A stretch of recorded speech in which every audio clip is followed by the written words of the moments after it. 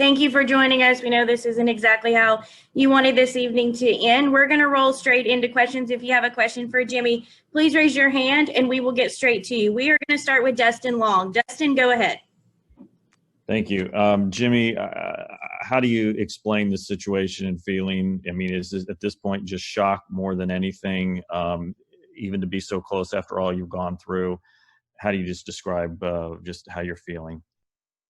Yeah, that's the disappointing part. To look back at ones that got away, ones I never got a shot at, like the Brickyard, and to miss it only by 6 points. I mean, I knew it was going to be an emotional, couple of weeks going down the stretch. I knew the position we were in, so it's not like this is a shock or a surprise.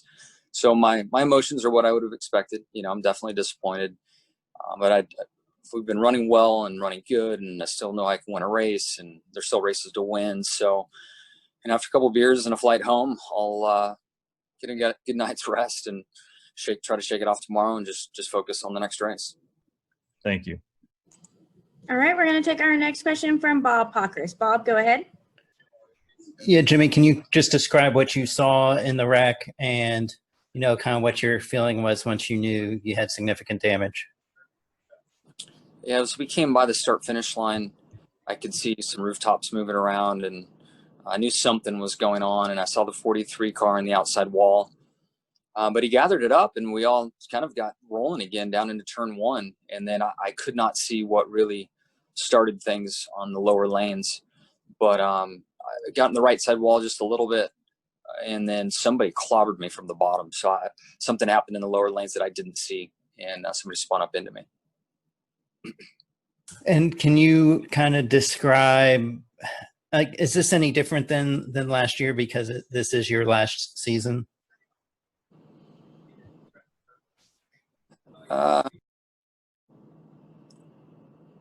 don't know. I guess it's very similar. I have not put as much on this being my last year as others have. It's been about performing. It's been about being competitive. It's been about getting this race team back to where it deserves to be. So, last year we were in a rebuilding phase and had to overcome a lot. This year, I feel like, we don't really have much to rebuild. We just need to execute. So I think I have more optimism this year to make the chase than I did last year. If I go out and win a couple of races down the stretch, I'll be really disappointed that I'm not in the playoffs. So we'll have to see how my emotions feel as the final 10 wear on. Okay, we're going to take our next question from Jeff Gluck. Jeff, go ahead. Yeah, I mean, Jimmie, how do you prevent the disappointment of this from leaking into the rest of the season or even next week? How do you deal with it now and then stop it from going forward? It's really this team. I mean, if our DNA was different, if our bond relationship was different, we would have started crumbling, a couple of weeks ago when the pressure was really on. And you can tell from our performances that hasn't been the case. So, the accountability and belief we have in one another really carries the tempo and the mindset for the team. And, guys were bummed out there on pit lane as I was getting out of the car. My team members were. But we all know there's still 10 more races to try to win. And that's what everybody's focus is, try to send me out, with a trophy. Okay, we're going to continue with questions with Jordan Bianchi. Jordan, go ahead. Jimmie, what do you feel seeing Chad Knaus celebrating victory lane with a driver other than you? That is, I am so happy for him. I really am. He is a brother to me, the bond and relationship that we have and friendship. I am genuinely so happy for Chad Knaus, William Byron, that entire 24 team.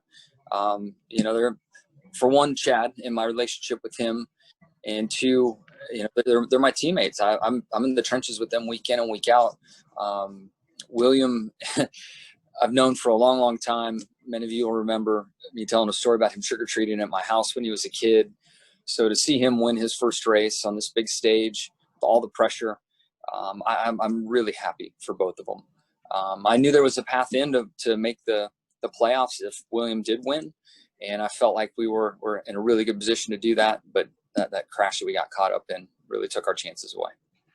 Have you seen Chad take on a different persona with William than he had with you as a crew chief? He seems more hands-on, even more than he was, and kind of more of a, I don't know, like almost a taskmaster, kind of teaching him, a teacher kind of thing.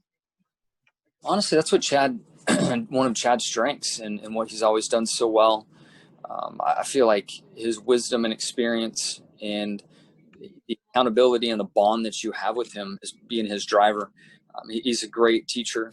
I think at some point, where he and I went wrong, with the pressure, our success, a lot of different things kind of weighed on us. And when the performance wasn't there, the decay started and we had our issues. But when Mr. Hendrick chose to put William with Chad, I knew why, and I knew they're going to be good. And I think I expected them to win a little sooner. But I'm so happy for them that they did get this win and on such a big stage. Thank you very much. Okay, we're going to take one final question for Jimmie. Jeff with Empire Sports, go ahead with your question. Hi, Jimmie. Sorry things didn't go your way out there tonight. My question is, what is your message right now to both the number 48 team, who did just everything they could to get you back in the race when that wreck happened? What is your message to them and to the number 48 fan base?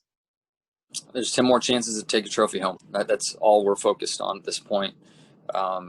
Nothing else matters. It's about winning races and finishing up this year as we should. Thank you, Jimmie. Yep.